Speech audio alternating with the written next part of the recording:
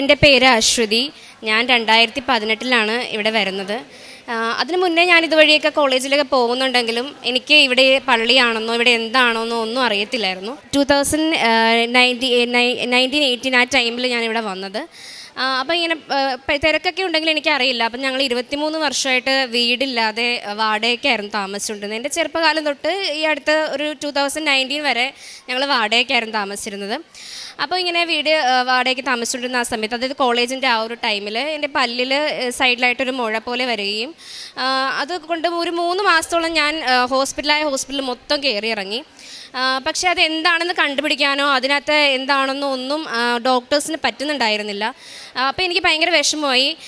എല്ലായിടത്തും കയറി ഇറങ്ങിയപ്പം medical college ചെന്നപ്പോഴത്തേക്കും അവരത് പഠിക്കുന്ന പോലെ പിള്ളേരൊക്കെ ഇങ്ങനെ അറയ്ക്കുന്ന രീതിയിലുള്ള ഒരു മുഴയായിരുന്നു. അങ്ങനെ ഇരിക്കുമ്പോൾ ഒരു ചേച്ചി നമ്മുടെ വീട്ടിൽ വരികയും ഇവിടുത്തെ ഒരു തൈലം തരികയും ചെയ്തു. അപ്പം എനിക്കറിയില്ല, അമ്മ ഇങ്ങനെ കൊണ്ടു തന്നു, നീ ഇതൊന്ന് തേച്ച് നോക്കുക. അവരിങ്ങനെ പറയുന്നു, അമ്മയ്ക്ക് പരിചയമുള്ളതാണെന്നു.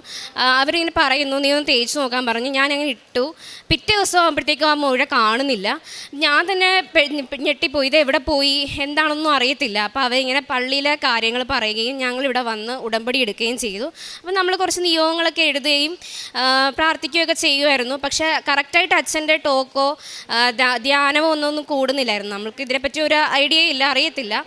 അപ്പം ഇങ്ങനെ കുറച്ച് നാൾ കഴിഞ്ഞപ്പോഴത്തേക്കും പിന്നെ കുറേ പ്രശ്നങ്ങൾ വരാൻ തുടങ്ങി. പ്രശ്നങ്ങൾ എന്ന് പറഞ്ഞാൽ നമുക്ക് സഹിക്കാൻ പറ്റാത്ത രീതിയിലുള്ള പ്രശ്നങ്ങൾ. കോവിഡിന് മുന്നേ ആയിട്ടേ വീട്ടിൽ പ്രശ്നങ്ങൾ.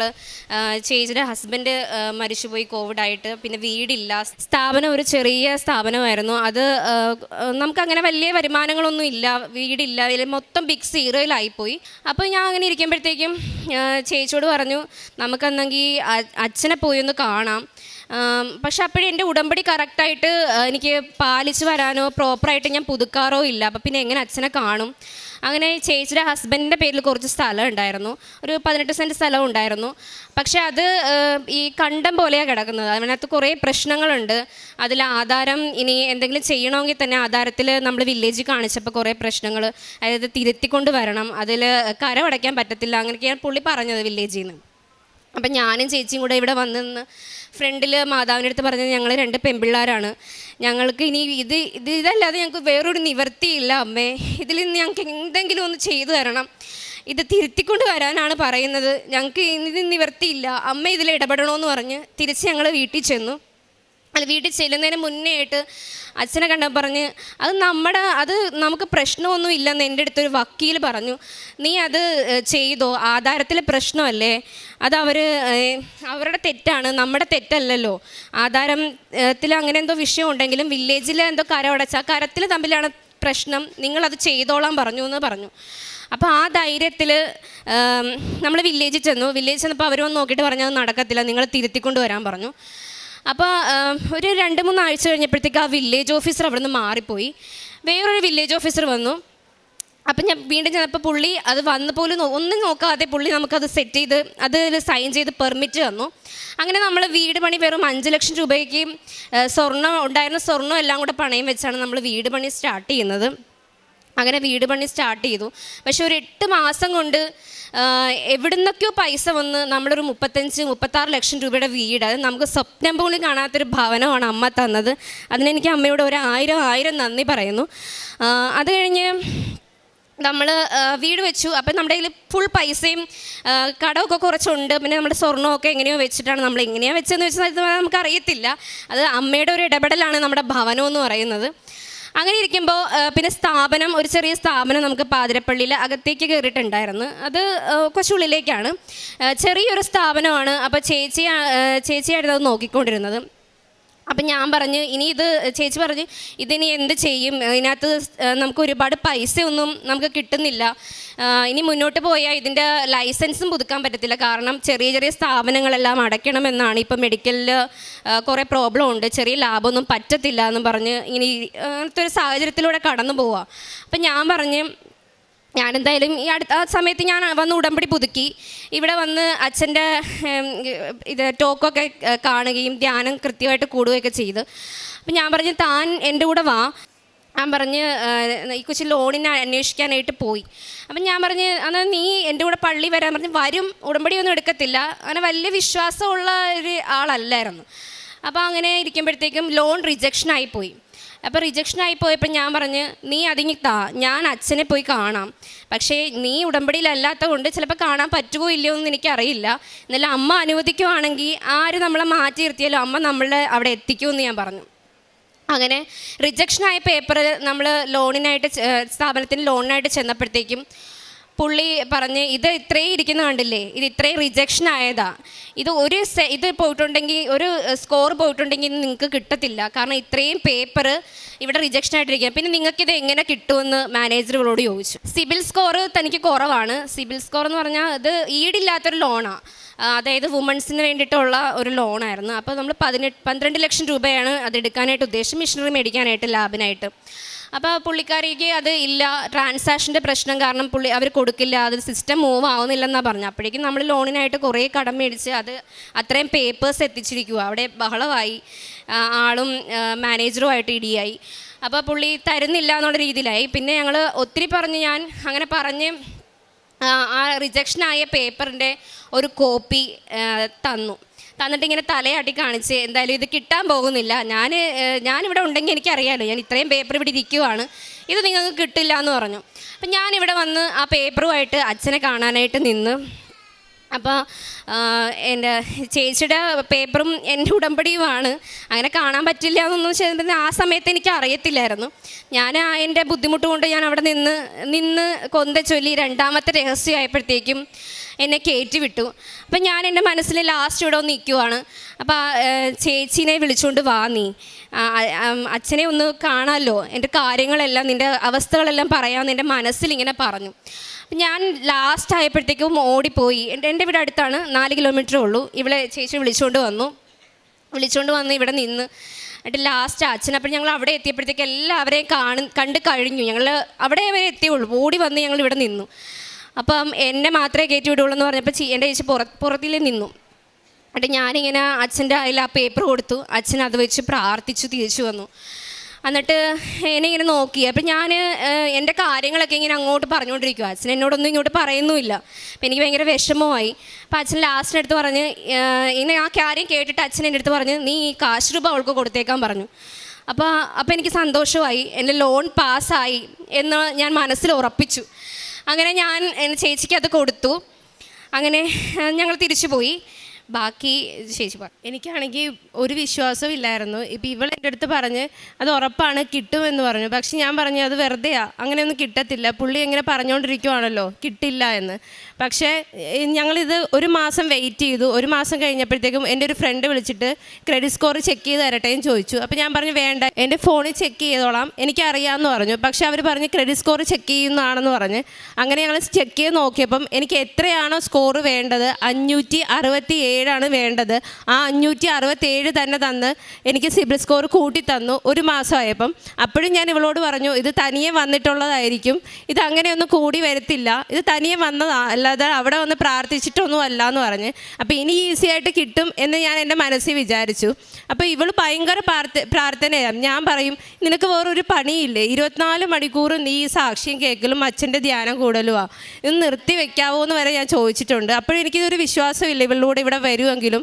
ഇവളെൻ്റെ അടുത്ത് പറഞ്ഞു നീ സ്കോർ കൂടുമ്പോൾ തന്നെ നീ ഇവിടെ വന്ന് ഉടമ്പടി എടുക്കണം. അപ്പോൾ ഞാൻ പറഞ്ഞു ഓക്കെ 3 മാസത്തേക്കല്ലേ ഞാൻ എടുക്കാം, 3 മാസം കഴിയുമ്പം വേണ്ടെങ്കിൽ നിർത്താമല്ലോ. അങ്ങനെ ഞാൻ വിചാരിച്ച് ഞാൻ പോയി. ബാങ്കിൽ ചെന്നപ്പം അതിലും വലിയൊരു ടാസ്ക്കായിരുന്നു. ഈ 2 ചെറിയ പിള്ളേർ വന്നു കഴിഞ്ഞാൽ എങ്ങനെ ഈ 18 ലക്ഷം രൂപയുടെ ലോൺ ഞങ്ങൾക്ക് കിട്ടും.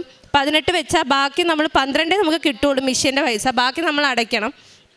അപ്പം ഇതെങ്ങനെ തരും, നിങ്ങൾക്ക് എങ്ങനെ തരും, ഈ 2 ചെറിയ പിള്ളേരല്ലേ, നിങ്ങൾ എങ്ങനെ തിരിച്ചടയ്ക്കും, ഒന്നാമത് ഇത് ഈടില്ലാത്ത ലോണാണ്, അപ്പോൾ അത് തരാൻ പറ്റൂല എന്നൊക്കെ പറഞ്ഞ്.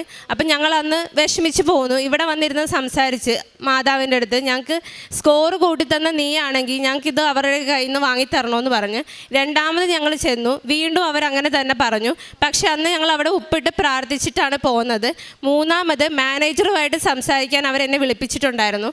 അവർ 2 പേരും മാനേജറും. അപ്പം ഞങ്ങൾ ഒറ്റയ്ക്ക് പോകാൻ പേടിയായിട്ട് മിഷ്യൻ്റെ സർവീസ് ചെയ്യുന്ന ആളെ കൂടെ ഞങ്ങൾ കൊണ്ടുപോയി ഒരു ധൈര്യത്തിലും.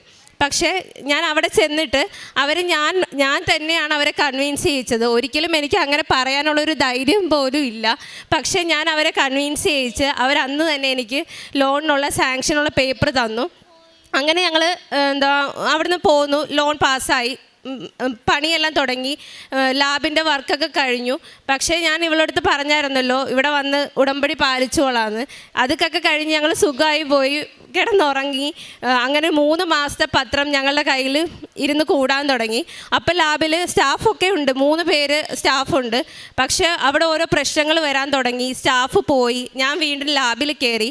രാവിലെ 6:30 കയറുന്ന ഞങ്ങൾ 9 മണിക്ക് അവിടെ നിന്ന് ഇറങ്ങാൻ തുടങ്ങി. അപ്പോൾ ഇവൾ എന്നെ അവിടെ ഇരുത്തിയിട്ട് അപ്പം നോക്കിയപ്പോൾ ഇത്രയും പത്രം കൂടിയിരിക്കുക. അപ്പം അങ്ങനെ ഭയങ്കര പ്രശ്നങ്ങൾ അവിടെ നടന്നുകൊണ്ടിരിക്കുക. ഞങ്ങൾക്ക് എങ്ങും പോകാൻ പറ്റുന്നില്ല. അങ്ങനെ എന്നെ അവിടെ അമ്മ ലോക്ക് ചെയ്ത്, വീട്ടിൽ കിടന്ന് ഉറങ്ങിക്കൊണ്ടിരുന്ന ഞാൻ അവിടെ ലോക്കായി. അപ്പോൾ ഇവൾ നോക്കിയപ്പോഴത്തേക്ക് പത്രം ഇത്ര ഇരിക്കുക. അപ്പം ഇവൾക്ക് മനസ്സിലായി കറക്റ്റായിട്ട് പ്രേക്ഷിത വേല ചെയ്യുന്നില്ല എന്ന്. ഞങ്ങൾക്ക് അത്രയും വലിയൊരു സ്കോർ തന്ന്, ഇത്രയും വലിയൊരു സ്ഥാപനം തന്നതാണ്, പക്ഷെ നമ്മളത് പാലിക്കുന്നില്ല എന്ന് മനസ്സിലായി. അപ്പം തന്നെ ഇവൾ പത്രമായിട്ട് ഇറങ്ങി. അങ്ങനെ ഞങ്ങൾ അത് സ്റ്റാർട്ട് ചെയ്യുമ്പോൾ തന്നെ DMO ഓഫീസിൽ നിന്ന് വന്നു, നിങ്ങൾ ലൈസൻസ് എടുത്തിട്ടില്ല, ഇമ്മീഡിയറ്റ് ആയിട്ട് സ്റ്റോപ്പ് ചെയ്യണമെന്ന് പറഞ്ഞ് അങ്ങനെ സ്റ്റോപ്പ് മെമ്മോ തന്ന് ഞങ്ങൾ ലാബ് സ്റ്റോപ്പ് ചെയ്തു. അപ്പോൾ ഇത്രയും ലക്ഷം രൂപ ഞങ്ങളുടെ പേരിൽ കടവാണ്. അപ്പോൾ നമുക്ക് ഒത്തിരി വിഷമമായി. ഞങ്ങളിവിടെ രാത്രി 8 മണി വരെ വന്നിരിക്കും. അമ്മ ഞങ്ങളെല്ലാവരും പുച്ഛിക്കുവാണ്, ഇങ്ങനെ പറയുന്നു, അമ്മയാണ് ആ സ്ഥാപനം തന്നത്, ഞങ്ങൾക്ക് തെറ്റുപറ്റിപ്പോയി, ഇനി അത് ഉണ്ടാവത്തില്ല, ഞങ്ങൾക്ക് ആ സ്ഥാപനം തിരിച്ചു തരണമെന്ന് പറഞ്ഞ് അങ്ങനെ 8 മണിക്ക് ഞങ്ങൾ ഇവിടെ ഇരിക്കുമ്പോഴും ഞങ്ങൾക്ക് അമ്മ ഭയങ്കരമായി സുഗന്ധാഭിഷേകം തരുമായിരുന്നു. അപ്പം ഞങ്ങൾക്ക് മനസ്സിലായി അമ്മ ഞങ്ങളുടെ കൂടെ ഉണ്ട് എന്ന്. ഞങ്ങൾ ആ 3 മാസം അടച്ചിട്ട 3 മാസം കമ്പൽസറി ആയിട്ട് പ്രേക്ഷിത വേലയ്ക്ക് വീണ്ടും ഇറങ്ങാൻ തുടങ്ങി. ഓരോ വീടുകളിലും കയറി ഇറങ്ങി ഞങ്ങൾ പറഞ്ഞ് ആയിരുന്നു ആദ്യമേ സ്കോർ ഞങ്ങൾ വാങ്ങിച്ചത്. അതേപോലെ തന്നെ രണ്ടാമതും ഞങ്ങൾ ഇറങ്ങാൻ തുടങ്ങി. അങ്ങനെ ഇറങ്ങി ഫസ്റ്റ് പേപ്പറിന് സബ്മിറ്റ് ചെയ്തു. അപ്പോൾ 3 മാസം സമയം എടുക്കും ഒരു പേപ്പർ കിട്ടാൻ വേണ്ടിയിട്ട് എന്ന് അവർ ഞങ്ങളോട് പറഞ്ഞ്. അപ്പോൾ ഓൺലൈനിലാണ് സബ്മിറ്റ് ചെയ്യുന്നത്. അതിൽ കാണിച്ചു 3 മാസം എടുക്കുന്നു. അപ്പോൾ 3 മാസമൊക്കെ അടച്ചിടുക എന്ന് പറഞ്ഞാൽ നമുക്ക് ഭയങ്കര വിഷമമാണ്. അപ്പോൾ ലോൺ എങ്ങനെ അടയ്ക്കും ഇത് അടച്ചിട്ട് കഴിഞ്ഞാൽ? അങ്ങനെ ഇരിക്കെ ഞങ്ങൾ ഇവിടുന്ന് പത്രമായി നേരെ തിരുവനന്തപുരം പോയി. അവിടെ പ്രേക്ഷിത വേലയും ചെയ്ത് പുള്ളിക്കാരിയെ നേരിട്ട് കണ്ടു. അങ്ങനെ അവർ ഞങ്ങളോട് പറഞ്ഞ്, ആദ്യം ചെന്ന് കണ്ടപ്പോൾ തന്നെ അവർ ഞങ്ങളോട് പറഞ്ഞ് നടക്കില്ല, നിങ്ങൾ പൊക്കോ, ഇവിടെ ഒന്നും ചെയ്യാൻ പറ്റൂല, എനിക്ക് മാനേജറാണെങ്കിൽ ഇവിടെ ഇല്ല, പത്തനംതിട്ടയിൽ പോയിരിക്കുവാണെന്ന് പറഞ്ഞ്. അപ്പം ഞങ്ങൾ വിഷമിച്ച് അവിടെയൊക്കെ ഉപ്പും തൈലം വരച്ച് കുരിശ് വരച്ച് ഉപ്പും ഇട്ട് പ്രാർത്ഥിച്ച് അകത്ത് പോയി അവർ തിരിച്ച് വന്നിട്ട് ഞങ്ങളടുത്ത് പറഞ്ഞ്, നിങ്ങൾക്ക് വേണ്ടി മാത്രം ഞാനിത് ചെയ്തു തരാം, ഒരു പത്രം ഞങ്ങളുടെ കയ്യിൽ നിന്ന് ഇങ്ങനെ എടുത്തിട്ട് പറഞ്ഞ് എനിക്ക് കൂടെ വേണ്ടി പ്രാർത്ഥിച്ചേക്കണം, ഇനി നിങ്ങളിവിടെ വരുമ്പോൾ ഞാനിവിടെ കാണത്തില്ല, ഇത് നിങ്ങൾ കൃത്യമായി അടച്ച് മുന്നോട്ട് കൊണ്ടുപോയിക്കോണം എന്ന് പറഞ്ഞ് അന്ന് തൊട്ട് 2 ദിവസത്തിനുള്ളിൽ ഞങ്ങൾക്ക് ആ പേപ്പർ കിട്ടി. 3 മാസം താമസമുണ്ടെന്ന് പറഞ്ഞ പേപ്പറാണ്. അങ്ങനെ ഓരോ പേപ്പറും ഞങ്ങൾ എടുക്കാൻ ചെല്ലുമ്പോഴും ഇത്ര താമസം ഉണ്ടെന്ന് പറയുന്നിടത്തൊക്കെ ഞങ്ങൾ കുരിശ് വരച്ച് ഉപ്പിട്ട് പ്രാർത്ഥിക്കും. ഓൺലൈനിൽ അപ്ലൈ ചെയ്തിട്ട് ഡയറക്റ്റ് ഞങ്ങൾ ചെന്ന് ഉപ്പിട്ട് പ്രാർത്ഥിക്കും. അങ്ങനെ 3 ആഴ്ച 4 ആഴ്ച എന്നൊക്കെ പറയുന്ന പേപ്പറുകൾ ഞങ്ങൾക്ക് 2 ദിവസം 3 ദിവസം കൊണ്ട് കിട്ടി. അങ്ങനെ എല്ലാമായിട്ട് DMO ഓഫീസിൽ ഞങ്ങൾ സബ്മിറ്റ് ചെയ്തു. അവർക്ക് ഞങ്ങൾ ലൈസൻസ് എടുക്കാതെ തുറന്നതിനുള്ള ദേഷ്യത്തിൽ അവർ ഞങ്ങൾക്ക് പേപ്പർ തരത്തില്ല എന്നായി. ഞങ്ങളത് വിഷമിച്ച് ഇവിടെ വന്നിരുന്ന് കരഞ്ഞു. ഇനിയും നീണ്ടുപോയാൽ നമുക്ക് വിഷമമാണ്, അമ്മ എത്രയും പെട്ടെന്ന് ഞങ്ങൾക്ക് അത് തുറന്നു തരണമെന്ന് പറഞ്ഞ്. അപ്പോൾ പുറത്തെ എല്ലാ പാർട്ടിക്കാരെയും ഞങ്ങൾ പോയി കാണും, ഞങ്ങൾക്ക് എത്രയും പെട്ടെന്ന് അത് തുറക്കാൻ വേണ്ടി. അവർ പേപ്പർ പിടിച്ചു വെച്ചിരിക്കുമോ, തരുന്നില്ല. അപ്പം ഞങ്ങളിവിടെ വന്ന് അച്ഛനെ കണ്ട് ബ്ലെസ്സിങ് വാങ്ങിച്ച് അച്ഛൻ പൊയ്ക്കോളാൻ പറഞ്ഞ്. അത് കഴിഞ്ഞിട്ട് ഞങ്ങളിവിടെ വന്ന് കണ്ടപ്പോൾ ഇവിടുന്ന് ഒരാൾ, പുറത്ത് ഒത്തിരി പാർട്ടിക്കാരെ പോയി കണ്ടിട്ടും ആര് വിളിച്ചു പറഞ്ഞിട്ടും DMOയുടെ നമ്പർ അവരുടെ കയ്യിലിരിക്കും, അവർ അത് തരുന്നില്ല. അപ്പോൾ ഇവിടുന്ന് ഒരു ഫോൺ കോളിൽ അവിടേക്ക് പോയി 24 മണിക്കൂറിനുള്ളിൽ ഞങ്ങൾക്ക് ഞങ്ങളുടെ ലൈസൻസ് കിട്ടി. അങ്ങനെ ഞങ്ങൾ തിരിച്ച് ലാബ് തുറന്നു. അപ്പോൾ അടച്ചിട്ടിട്ട് തുറക്കുമ്പോൾ എല്ലാവരും പറയും നിങ്ങൾ അടച്ച് പോയി, നിർത്തിപ്പോയി എന്നൊക്കെ പറയും. അച്ഛൻ്റെ ഡെയിലി ബ്രെഡ് ഞങ്ങൾ രാവിലെ 5:45 ഞങ്ങളുടെ സ്ഥാപനത്തിൽ പോയിരുന്ന് പ്രാർത്ഥിക്കുമായിരുന്നു. ഒരു ദിവസം ഞങ്ങൾ പ്രാർത്ഥിച്ചിട്ട് ഇറങ്ങി വന്നപ്പോൾ 5:45 ഒരാൾ വെളിയിൽ നിൽക്കുക. അയാൾ ചോദിച്ചു, എന്തായി നിങ്ങളുടെ പേപ്പർ കിട്ടിയോ എന്ന് ചോദിച്ചു. ഞങ്ങൾ പറഞ്ഞില്ല, ഇപ്പം കിട്ടും എന്ന് പറഞ്ഞു. അപ്പോൾ എല്ലാവരും എന്നോട് പറഞ്ഞ് നിങ്ങൾ ഇവിടുന്ന് നിർത്തിപ്പോയി. അപ്പോൾ പുള്ളി ഞങ്ങളോട് പറയുക, ഇല്ല അവർ പോയിട്ടില്ല, അവർ കൃപാസനത്തിലുണ്ട്, അവർ തിരിച്ചു വരുമെന്ന് ഞാൻ പറഞ്ഞിട്ടുണ്ടെന്ന്. അത് അമ്മ തന്നെ വിട്ടതാണ്. ഞങ്ങൾക്ക് ഭയങ്കര സന്തോഷമായി. അങ്ങനെ ഒരു ആൾ അവിടെ വന്ന് 5:45 പറയേണ്ട ഒരു ആവശ്യവും ഇല്ല. അപ്പോൾ ആ സമയത്തൊന്നും അവിടെ ആരുമില്ല. പുള്ളി ഞങ്ങൾക്ക് വേണ്ടി അവിടെ വന്നിരുന്ന് സംസാരിച്ച പോലെ തോന്നി. അങ്ങനെ ഞങ്ങൾ സ്ഥാപനം തിരിച്ച് തുറന്നു. പഴയതിലും നന്നായി ഞങ്ങൾക്ക് ആ സ്ഥാപനം ഇപ്പോൾ കൊണ്ടുപോകുന്നുണ്ട്. എല്ലാവരും വരാൻ മടിക്കും അടച്ചിട്ടിട്ട് തുറന്ന തുറന്നത് കാരണം. പക്ഷേ അമ്മ ഉള്ളിടത്തോളം പേടിക്കാതെ ഞങ്ങൾ അങ്ങ് സ്റ്റാർട്ട് ചെയ്തു. ഇപ്പം പഴയതിനേക്കാൾ കൂടുതൽ വരുമാനത്തിലാണ് ഇപ്പം ഞങ്ങളുടെ സ്ഥാപനം പോകുന്നത്. അപ്പോൾ എല്ലാവരും പറഞ്ഞ് നിൻ്റെ ചേച്ചിയുടെ അല്ലേ ഈ സ്ഥാപനം, നിൻ്റെ അല്ലല്ലോ എന്ന് പറഞ്ഞ് ഞങ്ങൾക്ക് ഒത്തിരി വിഷമമായി. ഞങ്ങൾ രണ്ടുപേരും കൂടിയാണ് അത് സ്റ്റാർട്ട് ചെയ്തത്. പക്ഷെ അങ്ങനെ പറയുമ്പം കേട്ടപ്പോൾ ഭയങ്കര വിഷമമായി. പക്ഷേ അത് പറഞ്ഞ് 1 മാസം കഴിഞ്ഞപ്പോൾ ഞങ്ങൾ അടുത്ത സ്ഥാപനം ഇടാനായിട്ട് ഒരുങ്ങി. ഒരു ബാധ്യതയും ഇല്ലാതെ ഞങ്ങൾ രണ്ടാമത്തെ സ്ഥാപനം അവളുടെ പേര് സ്റ്റാർട്ട് ചെയ്തു. ഇപ്പം ഞങ്ങൾക്ക് 2 പേർക്കും ഓരോ സ്ഥാപനമുണ്ട്. രണ്ടും നന്നായി പോകുന്നു. അങ്ങനെ ഞങ്ങൾ സ്ഥാപനം അങ്ങനെ പോയി. പിന്നെ ഞങ്ങൾ വെച്ചിരുന്നത് വീടിൻ്റെ കാര്യമായിരുന്നു. വീടിൻ്റെ കാര്യത്തിൽ ഇതേപോലെ 35 ലക്ഷം രൂപ മുടക്കിയാണ് ഞങ്ങളത് വെച്ചത്. അപ്പോൾ എല്ലാവരും അപ്പുറത്തും ഇപ്പുറത്തും ഒക്കെ പറയും, തൊട്ടപ്പുറത്ത് ഒരാളുണ്ട്, അവർ ആരെയും അവിടെ കിടത്തി ഉറക്കത്തില്ല. അപ്പം ഞങ്ങൾക്ക് ഭയങ്കര വിഷമമായി. ഇവർ ഇറങ്ങുമ്പോൾ വന്ന് തലയിൽ കൈവച്ചിട്ട് പ്രാകും, നിങ്ങളിവിടെ കിടത്തത്തില്ല, അങ്ങനെയൊക്കെ പറയും. അപ്പോൾ പോകുന്ന വഴി വണ്ടി ഇടിച്ച് ചാകും എന്നൊക്കെ ഞങ്ങളുടെ അടുത്ത് പറഞ്ഞു. ഞങ്ങൾക്ക് ഒത്തിരി വിഷമമായി. പക്ഷേ ഞങ്ങൾ ഇവിടുന്ന് അമ്മയുടെ ഉപ്പും ലോക്കറ്റും കൊണ്ട് ഞങ്ങളുടെ വീടിന് 4 ചുറ്റിനും ഇട്ട്. പിന്നെ ഇന്ന് വരെ അവർ ഇതുവരെ ഒരു അക്ഷരം പോലും പറഞ്ഞിട്ടില്ല. കാരണം വീട് വെച്ച് ചെല്ലുമ്പോഴൊക്കെ അവർ ഞങ്ങളുടെ അടുത്ത് ഇങ്ങനെ ചീത്ത പറയും, ബഹളം വയ്ക്കുകയും ചെയ്തിട്ട് പോലീസ് സ്റ്റേഷനിൽ പോകാനേ ഞങ്ങൾക്ക് നേരം ഉണ്ടായിരുന്നുള്ളൂ. പക്ഷേ ഇന്ന് വരെ ഈ ഉപ്പും ഞങ്ങൾ ഉടമ്പടിയിൽ വന്നതിന് ശേഷം ഉപ്പും ലോക്കറ്റും ഇട്ടതിന് ശേഷം ഇന്ന് വരെ ഞങ്ങൾക്ക് അവരുടെ ഇന്ന് ഒരു ബുദ്ധിമുട്ടും ഉണ്ടായിട്ടില്ല. അങ്ങനെ ഇത്രയും കാര്യങ്ങൾ തന്ന അമ്മയ്ക്കും തിരുകുമാരനും നന്ദി. പിന്നെ എൻ്റെ കുഞ്ഞിന് ചെവിയിൽ അലർജിയുടെ ഒരു അസുഖം ഉണ്ടായിരുന്നു, ചെവി പഴുക്കുമായിരുന്നു. അങ്ങനെ എല്ലാ ആഴ്ചയിലും ഹോസ്പിറ്റലിൽ കൊണ്ടുപോകാനായിരുന്നു ഞങ്ങൾക്ക് എപ്പോഴും ഇത്. അപ്പോൾ അവന് ഞങ്ങൾ തൈലം കുരിശ് വരച്ചതിന് ശേഷം പിന്നെ ഇന്ന് വരെ അത് വന്നിട്ടില്ല. ഇത്രയും അനുഗ്രഹങ്ങൾ തന്ന അമ്മയ്ക്കും തിരുകുമാരനും 1000 നന്ദി. പ്രേക്ഷിത വേലയായിട്ട് നമ്മൾ ചെയ്യുന്നത് പത്രപ്രേക്ഷിത വേല കൃത്യമായിട്ട് വീടുകളിൽ കൊണ്ടുപോയി കൊടുക്കും. പിന്നെ ഹോസ്പിറ്റലിൽ എല്ലാ ആഴ്ചയിലും നമ്മൾ വണ്ടാനം ഹോസ്പിറ്റലിൽ പോകും. പിന്നെ വഴിയരികിൽ ഒരു അപ്പച്ചനെയൊക്കെ കണ്ടപ്പോഴത്തേക്കും നമ്മൾ അവരെ ഹോസ്പിറ്റലിൽ എത്തിക്കുകയും കറക്റ്റായിട്ട് ട്രീറ്റ്മെൻ്റ് ഒക്കെ കൊടുക്കുകയും അങ്ങനെ ഒരുപാട് കാര്യങ്ങളൊക്കെ നമുക്ക് ചെയ്യാൻ പറ്റി.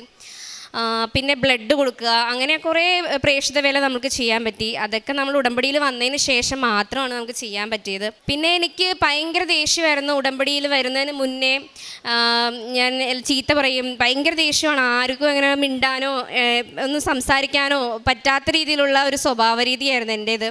അതൊരു ചിട്ടയായി മാറി ഒരു സൗമ്യമായിട്ട് എനിക്ക് സംസാരിക്കാൻ പറ്റുന്ന ഒരു സിറ്റുവേഷനിലേക്കും അങ്ങനെ ചിട്ടയായിട്ടൊരു ജീവിത രീതി അമ്മ എനിക്ക് തന്ന എല്ലാ അനുഗ്രഹങ്ങൾക്കും കൃപകൾക്കും ഹൃദയം നിറഞ്ഞ നന്ദി അമ്മയോട് പറയുന്നു. ഹെബ്രായർ 7:25 തന്നിലൂടെ ദൈവത്തെ സമീപിക്കുന്നവരെ പൂർണ്ണമായി രക്ഷിക്കുവാൻ ക്രിസ്തുവിന് കഴിവുണ്ട്. എന്നേക്കും ജീവിക്കുന്നവനായ ക്രിസ്തു അവർക്ക് വേണ്ടി മാധ്യസ്ഥം വഹിക്കുന്നു. പ്രീണയും അശ്വതിയും കുറച്ച് നാളായി ഈ ആലയത്തിൽ ഞാനിങ്ങനെ ശ്രദ്ധിക്കുന്ന വ്യക്തികളാണ്. മിക്കവാറും വൈകുന്നേരമുള്ള ദിവ്യബലി സമയത്ത് 2 പേരും കൂടി പാഞ്ഞോടി വരുന്നതും ഈ അൾത്താരുടെ ഫ്രണ്ടിൽ നിന്ന് കുർബാന കൂടുന്നതും കാണുന്നുണ്ടായിരുന്നു. ചില സമയത്ത് 2 പേരും എന്തൊക്കെയോ മാതാവിനോട് സംസാരിക്കുന്നത് കാണാം. ചിലപ്പോൾ 2 കൂടി നിന്ന് നിലവിളിക്കുന്നത് കാണാം.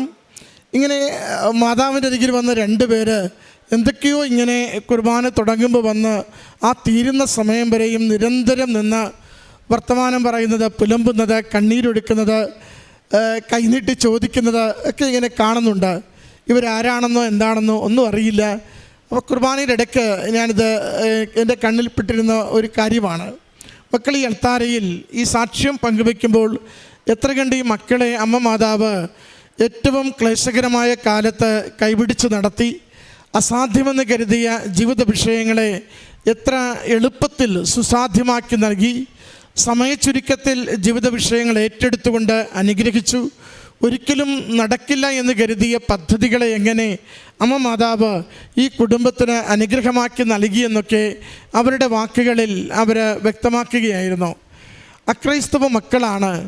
ഏറെ സങ്കടവും ക്ലേശവുമുള്ള മക്കൾ.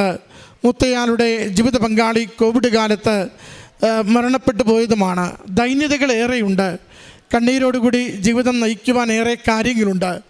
എന്നാൽ ഈ ആദ്യത്തെ പ്രീണ എന്ന മകളാണ് ആദ്യമായിട്ട് അമ്മയുടെ അരികിലെത്തുന്നത്. അവൾ പറഞ്ഞു, അശ്വതി എന്ന മകളാണ് ആദ്യമായിട്ട് അമ്മയുടെ അരികിലെത്തുന്നത്. അവൾ എപ്പോഴും ഇതിലൂടെ കടന്നു പോകുന്ന വ്യക്തിയാണ്. കൃപാസനത്തിൽ നിന്നും ഒരു 5 കിലോമീറ്റർ ദൂരമേ ഉള്ളൂ പാതിരാപ്പള്ളി എന്ന് പറയുന്ന ആലപ്പുഴയിലെ സ്ഥലത്തിന്. അതുകൊണ്ട് കൃപാസനം എന്താണെന്ന് ഇങ്ങനെ കാര്യങ്ങൾ അറിയില്ലെങ്കിലും ഒത്തിരി ആൾ വരുന്നു, പ്രാർത്ഥിക്കുന്നു, എന്തൊക്കെയോ നടക്കുന്നു. ഇത് അശ്വതിക്ക് മനസ്സിലായപ്പോഴാണ് അശ്വതി ഇവിടെ വന്ന് കാര്യങ്ങൾ എന്താണെന്ന് തിരക്കിക്കൊണ്ട് ഉടമ്പടി ജീവിതത്തിലേക്ക് പ്രവേശിക്കുന്നത്. അത് പ്രീണ കൃത്യമായി പറഞ്ഞു. ഏത് സമയവും അച്ഛൻ്റെ ധ്യാനം കേൾക്കൽ, എപ്പോഴും ഉടമ്പടി ആരാധന കൂടൽ, സാക്ഷ്യങ്ങൾ കേൾക്കൽ, ഉടമ്പടിയെക്കുറിച്ച് പറയൽ, ഈ പ്രാർത്ഥന ചൊല്ലൽ, അങ്ങനെയാണ് അശ്വതി ഇങ്ങനെ ജീവിതം മുന്നോട്ട് കൊണ്ടുപോകുന്നത്. അത് പ്രീണയ്ക്ക് വലിയ വിശ്വാസം അതിനകത്തില്ല. അതുകൊണ്ട് തന്നെ അവർക്കിടയിൽ ചെറിയ ചെറിയ കലഹങ്ങൾ ഉണ്ടാകാറുമുണ്ടായിരുന്നു. എന്നാൽ എത്ര സുന്ദരമായി വിശ്വാസമില്ലാത്ത വ്യക്തിയെ വിശ്വാസത്തിലേക്ക്, വിശ്വാസത്തിൽ ചഞ്ചലപ്പെടാതെ നിന്ന വ്യക്തിയെ ജീവിതത്തിൽ ഏതൊക്കെ നിയോഗങ്ങൾ എഴുതി സമർപ്പിച്ചുവോ അത് ഓരോന്നും വലിയ പ്രതിസന്ധികളിലും അനുഗ്രഹമാക്കി കൊടുക്കുന്നത് അമ്മ മാതാവ് ഈ സാക്ഷ്യത്തിലൂടെ വെളിപ്പെടുത്തുകയാണ്. മക്കൾ പറയുന്നുണ്ട്, വീടിന് വേണ്ടിയുള്ളൊരു പരിശ്രമം നടത്തി, ആധാരത്തിൽ മുഴുവനും കുഴപ്പമായിരുന്നു, ഒടുവിൽ ഒരു തരത്തിലും നടക്കില്ല എന്ന് എല്ലാവരും പറയുമ്പോൾ അമ്മ മാതാവിൻ്റെ അരികിൽ ആ നിയോഗം സമർപ്പിച്ച് പ്രാർത്ഥിക്കുമ്പോൾ ആരാണോ ഉത്തരവാദിത്തപ്പെട്ട ഓഫീസർ, അദ്ദേഹത്തെ ആ ചെയറിൽ നിന്ന് മാറ്റി പുതിയൊരാളെ കൊണ്ടുവന്ന് ആ ആധാരത്തിൻ്റെ എല്ലാ പ്രശ്നങ്ങളും പരിഹരിച്ചു കൊടുത്ത് അവിടെ 5 ലക്ഷത്തിൽ തുടങ്ങിയ വീടിൻ്റെ നിർമ്മാണം 35 ലക്ഷം രൂപ ചെലവഴിച്ച് ഭാരപ്പെടാതെ അത് പൂർത്തീകരിച്ചെടുക്കുവാൻ അമ്മ മാതാവ് സഹായിച്ചു വന്ന. രണ്ടാമത്തത്, അവരൊരു സ്വയം തൊഴിലായി ലാബ് നടത്തുന്നതിന് വേണ്ടിയുള്ള ഗവൺമെൻറ് ലോണിന് വേണ്ടി പോയ വിഷയമാണ്. ലോണിന് ആപ്ലിക്കേഷൻ നൽകുമ്പോൾ അത് റിജക്ഷനായി പോകുന്നു. തിരക്കുമ്പോൾ അത് സിബിൽ സ്കോർ കുറവാണ്. അതുകൊണ്ട് ഇത് നടക്കില്ലെന്ന് ബാങ്കുകാർ കാര്യങ്ങൾ മടക്കുകയും ചെയ്യുന്നു. അപ്പോഴാണ് അശ്വതി പ്രീണയോട് പറയുന്നത്, നീ എൻ്റെ കൂടെ വന്ന് അമ്മയുടെ അരികിൽ പ്രാർത്ഥിക്കുമെങ്കിൽ അമ്മ മാതാവ് ഈ വിഷയത്തിൽ തീരുമാനമുണ്ടാക്കും. ഇവിടെ വന്ന് രണ്ടുപേരും കൂടി പ്രാർത്ഥിക്കുന്നു, അമ്മയുടെ അരികിൽ ഈ വിഷയം കൊടുക്കുന്നു. തിരികെ പോയി 1 മാസം കഴിയുമ്പോൾ യാതൊരു പണവും ബാങ്കിൽ അടയ്ക്കാതെ, യാതൊരു പരിശ്രമവും അതിനുവേണ്ടി പ്രത്യേകിച്ചൊന്നും ചെയ്യാതെ സിബിൽ സ്കോർ എത്രയാണോ വേണമെന്ന് ബാങ്ക് പറഞ്ഞത് അത്രയും സിബിൽ സ്കോർ ഉയർന്നു വന്ന് അവർക്ക് ലോണിന് ആപ്ലിക്കേഷൻ അനുവദിക്കുന്ന വിധത്തിൽ കാര്യങ്ങൾ ശരിയാകുന്നുവെന്ന്. അങ്ങനെയാണ് പ്രീണ വന്ന് ഉടമ്പടി എടുക്കുന്നത്. മക്കൾ പറയുന്നുണ്ട്, പിന്നെ ഉടമ്പടി ജീവിച്ച് മുന്നോട്ട് പോകുമ്പോൾ ബാങ്കുകാർ ഈ ലോൺ അനുവദിക്കുവാൻ തടസ്സം നിൽക്കുന്നു. കാരണം രണ്ടുപേരും ചെറുപ്പമാണ്. ഇത് ആസ്തിയില്ലാത്ത, ഒന്നും കെട്ടിവെക്കാതെ ലോൺ കൊടുക്കുന്നതാണ്. ഇവരെങ്ങനെ തിരിച്ചടക്കുമെന്ന പ്രശ്നമായി. ഈ റിജക്ഷനായ പേപ്പറുകളാണ് ഇവർ ചെന്ന് ചോദിക്കുന്നത്. ഈ റിജക്ഷനായ പേപ്പർ ഞങ്ങൾക്ക് തരണം. എന്തിനു വേണ്ടിയെന്ന് ചോദിക്കുമ്പോൾ സംശയമില്ലാതെ പറയുന്നുണ്ട്, കൃപാസനത്തിൽ കൊണ്ടുപോയി പ്രാർത്ഥിക്കുവാനാണ്. സ്വാഭാവികമായും അവരത് കൊടുക്കുവാൻ തയ്യാറായില്ല. ഇവരെ ഇത്തിരി ഇൻസൾട്ട് ചെയ്തു. അതാണ് മകൾ പറയുന്നത്, ഇത്തിരി അങ്ങോട്ടും ഇങ്ങോട്ടും സംസാരമായി. ഒടുവിൽ അതിൻ്റെ ഫോട്ടോ കോപ്പി എടുത്തുകൊണ്ടുവന്ന് അച്ഛനെ കൊണ്ടുവന്ന് കാണിച്ചു വന്ന മക്കൾ എത്ര കണ്ട് തങ്ങളുടെ സാധ്യതകളെല്ലാം 0 ആകുമ്പോൾ, ഇനി വഴി തുറക്കില്ല, തുറക്കേണ്ടവർ തന്നെ വഴി അടച്ചു നിൽക്കുമ്പോൾ മക്കൾക്ക് അല്പം പോലും ചഞ്ചലപ്പെടാതെ അമ്മയുടെ അരികിൽ വന്ന് ഈ നിയോഗം കൊടുത്തുകൊണ്ട് അച്ഛൻ്റെ കയ്യിൽ ആ പേപ്പർ പ്രാർത്ഥിക്കുവാൻ കൊടുക്കുമ്പോൾ അത് തിരികെ കൊണ്ടുപോകുമ്പോൾ മകൾക്കുറപ്പാണ് ഇത് അമ്മ മാതാവ് ഇടപെട്ട് അനുഗ്രഹിക്കുവാനുള്ള പേപ്പറാണെന്ന്. മകൾ പറയുന്നുണ്ട്, അത് കൊണ്ടുപോയി കുറച്ച് ദിവസം കഴിയുമ്പോൾ തന്നെ ലോൺ അനുവദിച്ചു. 18 ലക്ഷം രൂപ രണ്ടുപേർക്കും ലാബ് തുടങ്ങുവാൻ, ഉപകരണങ്ങൾ വാങ്ങുവാൻ വേണ്ടി അനുവദിച്ച് കിട്ടിയെന്ന. അത് ദൈവത്തിൽ നിന്ന് ലഭിക്കുന്ന അനുഗ്രഹത്തിന് ദൈവത്തോടുള്ള ഉത്തരവാദിത്വം വളരെ ഗൗരവമുള്ളതാണ്. നമ്മൾ പലപ്പോഴും അതുകൊണ്ടാണ് ഉടമ്പടി ജീവിതത്തിൽ നിങ്ങൾ നിയോഗം സമർപ്പിക്കുകയും നിയോഗത്തിൽ നിങ്ങൾക്കത് അനുഗ്രഹമാവുകയും ചെയ്താൽ നമ്മുടെ ഉത്തരവാദിത്തമാണ് ദൈവനാമത്തെ മഹത്വപ്പെടുത്തി അത് സാക്ഷ്യപ്പെടുത്തുക എന്നത്. ഒരു അനുഗ്രഹം ലഭിച്ചു കഴിയുമ്പോൾ ഉപേക്ഷിച്ച് പോകുവാനുള്ളവരല്ല, മറിച്ച് അത് കൂടുതൽ ദൈവസ്നേഹത്തോടു കൂടി ആ ജീവിതം മുന്നോട്ട് നയിക്കുവാൻ നമുക്ക് കടമയുണ്ട്. മകൾ പറയുന്നത്, ഞങ്ങൾക്ക് ലോൺ കിട്ടി, ഞങ്ങൾ അത് ലാബ് തുടങ്ങി, എല്ലാ കാര്യവും നന്നായിട്ട് പോയി, സ്റ്റാഫിനെ നിയമിച്ചു, എല്ലാ കാര്യങ്ങളും ചെയ്തു കഴിഞ്ഞപ്പോൾ ഉടമ്പടി ജീവിതം മാത്രമാണ് ഉഴപ്പിയത്. ഉടമ്പടി ജീവിതത്തിൽ നിന്ന് പുറകോട്ട് പോയി, പത്രമാർക്കും കൊടുക്കാതെയായി, പ്രാർത്ഥനയ്ക്ക് പുറകോട്ട് പോയി, അങ്ങനെ ഉടമ്പടി ജീവിതത്തിൽ നിന്ന് ഒന്ന് പിൻവലിയുന്ന കാലത്തിലേക്ക് എത്തിയെന്ന. ചിലപ്പോഴെങ്കിലും ജോസഫ് അച്ഛൻ ഉടമ്പടി ധ്യാനത്തിൽ അത് ഉടമ്പടിയിൽ ലഭിക്കുന്ന അനുഗ്രഹങ്ങൾ സാക്ഷ്യപ്പെടുത്തുന്നില്ലെങ്കിൽ നിങ്ങൾക്കത് തിരിച്ചടി ഉണ്ടാകുമെന്ന് പറയുമ്പോൾ നമ്മൾ ചിലപ്പോൾ കരുതും അതൊരു ശാപമാണെന്ന്. ശാപമല്ല, മറിച്ച് ദൈവം തന്നതിനെ ദൈവത്തിന് മുമ്പിൽ ഓൺ ചെയ്യുവാൻ, ദൈവത്തിൻ്റെ ഉടമസ്ഥാവകാശം കൊടുക്കുവാൻ നമുക്ക് ഉത്തരവാദിത്തമുണ്ട്. അതാണ് സാക്ഷ്യപ്പെടുത്തൽ. മകൾ പറയുന്നുണ്ട്, അതെല്ലാം കുന്നുകൂടി വീടിനകത്തിരുന്നപ്പോൾ പ്രശ്നമായി, ലൈസൻസ് ഇല്ലെന്ന് പറഞ്ഞ് കട്ട് ചെയ്തു, ഇനി നിങ്ങൾക്കിത് അനുവദിച്ച് തരില്ലെന്ന് പറഞ്ഞു. അങ്ങനെ വീണ്ടും പഴയതിനേലും ദുരിതപൂർണമായ അവസ്ഥയിലേക്ക് കാര്യങ്ങൾ ചെല്ലുന്നു. മകൾ പറയുന്നുണ്ട്, ഞങ്ങൾ ആദ്യം ചെയ്തത് ഉടമ്പടി ക്ലിയർ ചെയ്തു. അമ്മയുടെ അരികിൽ ഓടിയെത്തി. ഏതൊരു പ്രശ്നം വന്ന് തലയ്ക്ക് മുകളിൽ ദുരന്തമായി നിൽക്കുമ്പോഴും ഞങ്ങൾ ഓടി വരുവാനുള്ളിടം അമ്മയുടെ അരികിൽ മാത്രമാണ്. കണ്ണീരോടുകൂടി ജീവിതത്തെ കൊടുത്തു. ഉടമ്പടി പുതുക്കി, ഉടമ്പടി ജീവിക്കാൻ തീരുമാനിച്ചു. കെട്ടിക്കിടന്ന ഓരോ പത്രവും ഞങ്ങൾ എടുത്തുകൊണ്ടുപോയി സ്നേഹത്തോടു കൂടി കൊടുക്കുവാൻ തീരുമാനിച്ചു. കാരുണ്യ പ്രവൃത്തികൾ ചെയ്യുവാൻ തീരുമാനിച്ചു. ഞങ്ങളുടെ ജീവിതം ഞങ്ങൾ നവീകരിച്ചപ്പോൾ അമ്മ മാതാവ് വളരെ വേഗത്തിൽ ഓരോ കുരുക്കും അഴിച്ചുകൊണ്ടിരുന്നു. മക്കൾ പറയുന്നുണ്ട്, ഓരോ ഓൺലൈൻ ആപ്ലിക്കേഷൻ കൊടുക്കുമ്പോഴും 3 മാസം 3 ആഴ്ച എന്നൊക്കെയാണ് മറുപടി കിട്ടുന്നത്. പിന്നീട് അത് എവിടെയാണോ അതിൻ്റെ ശരിയായ ഓഫീസ് അവിടം വരെ പോകുന്നു. അതൊരു പ്രേക്ഷിത പ്രവർത്തനമായി കാണുന്നു. എല്ലായിടത്തും കൊണ്ടുപോയി കൃപാസന മാതാവിനെക്കുറിച്ച് പറഞ്ഞ്, കൂടെ നിന്ന് സഹായിക്കുന്ന അമ്മയുടെ സാന്നിധ്യത്തെക്കുറിച്ച് പറഞ്ഞ് കൃപാസനം പത്രം കൈമാറുന്നു. ചെല്ലുന്നിടങ്ങളിൽ ഉടമ്പടി തൈലം പൂശി കുരിശടയാളം വരച്ച് വിശ്വാസ പ്രമാണം ചൊല്ലുന്നു. തടസ്സങ്ങൾ മാറുന്നതിന് വേണ്ടി ഉടമ്പടി ഉപ്പ് വിതറുന്നു. എന്നിട്ട് സംസാരിക്കുന്നു. ആദ്യം തിരികെ വിടുന്നവർ രണ്ടാമത് അകത്തേക്ക് വിളിച്ച് മക്കൾക്ക് 4 മാസം 3 മാസം പറഞ്ഞ പേപ്പറുകൾ 3 ദിവസം കൊണ്ട് കയ്യിലേക്ക് നൽകി തുടങ്ങുന്നു. അത് ട്രിവാൻഡ്രത്ത് സംഭവിച്ചു. DMO ഓഫീസിൽ പോയപ്പോൾ അവിടെയും ഇതുപോലെ ഏറെ പ്രശ്നമുണ്ടായി. ഇതുപോലെ തന്നെ ഉടമ്പടി നേർച്ച വസ്തുക്കളുമായി പ്രാർത്ഥിച്ചു. അതും വളരെ ചുരുങ്ങിയ ദിവസം കൊണ്ട് മക്കൾക്ക് ലഭിച്ചു. ഇന്ന് ഒന്നിനു പകരം 2 സ്ഥാപനങ്ങൾ ഒരുപോലെ സന്തോഷത്തോടെ വരുമാന വർധനവോടുകൂടി ഈ മക്കൾ നടത്തിക്കൊണ്ടിരിക്കുന്നു. അത് മക്കൾ പറയുന്നുണ്ട്, ഞങ്ങൾക്കിടയിൽ ഒരു ഭിന്നിപ്പിന് ആളുകൾ ശ്രമിച്ചുകൊണ്ടിരുന്നു. അതൊരാൾക്കുള്ളതല്ലേ, മറ്റേയാൾ അനാഥമാകുമല്ലോ എന്ന് ഞങ്ങൾക്കിടയിൽ ഭിന്നിപ്പിന് ശ്രമിച്ചപ്പോൾ അമ്മ രണ്ടാമതൊരെണ്ണം കൂടി മറ്റൊരിടത്ത് സുരക്ഷിതമായി തുടങ്ങുവാനും രണ്ടും ഒരുപോലെ നല്ല രീതിയിൽ മുന്നോട്ട് കൊണ്ടുപോകുവാനും വഴിയൊരുക്കി തന്നു. പ്രിയമുള്ളവരെ, ഈ സാക്ഷ്യം ആദ്യ അവസാനം കേൾക്കുമ്പോൾ എങ്ങനെ അമ്മയെക്കുറിച്ചൊന്നും അറിയാത്ത മക്കൾ ഈ ആലയത്തിൽ എങ്ങനെ എത്തിച്ചേർന്നുവെന്ന്, അമ്മയിൽ ജീവിതം സമർപ്പിച്ച് മുന്നോട്ട് പോകുമ്പോൾ അടഞ്ഞുകിടന്ന വാതിലുകളൊക്കെ എങ്ങനെ തുറക്കുന്നുവെന്ന്, അസാധ്യമായ കാര്യങ്ങൾ എങ്ങനെ സാധിച്ചു കിട്ടുന്നുവെന്ന്, ഇടയ്ക്ക് വെച്ച് ഒന്ന് അമ്മയോടുള്ള വിശ്വസ്തതയിൽ പിന്നോട്ട് പോകുമ്പോൾ എങ്ങനെ ക്ലേശകാലത്തിലേക്ക് വന്നു വീഴുന്നുവെന്ന്, ആ വിശ്വസ്തത പുതുക്കുമ്പോൾ തീഷ്ണമായി അമ്മയോടുള്ള വിശ്വസ്തതയിൽ ജീവിക്കുവാൻ തീരുമാനിക്കുമ്പോൾ പൂർവാധികം അനുഗ്രഹത്തോടുകൂടി ജീവിതം എങ്ങനെ സുരക്ഷിതമാക്കുന്നുവെന്ന് ഈ മക്കൾ ഇവരുടെ വാക്കുകളിലൂടെ പങ്കുവയ്ക്കുകയാണ്.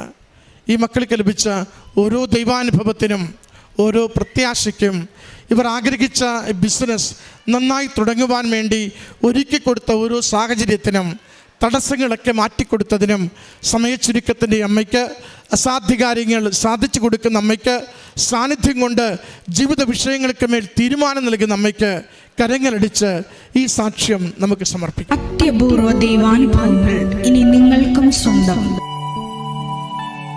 ഈ യൂട്യൂബ് ചാനൽ ഇതുവരെ സബ്സ്ക്രൈബ് ചെയ്തിട്ടില്ലെങ്കിൽ ഇപ്പോൾ തന്നെ സബ്സ്ക്രൈബ് ചെയ്യുക. ഈ വീഡിയോ ഇപ്പോൾ തന്നെ നിങ്ങളുടെ സുഹൃത്തുക്കൾക്ക് ഷെയർ ചെയ്തുകൊണ്ട് കർത്താവിൻ്റെ പ്രേക്ഷിതരാകുക.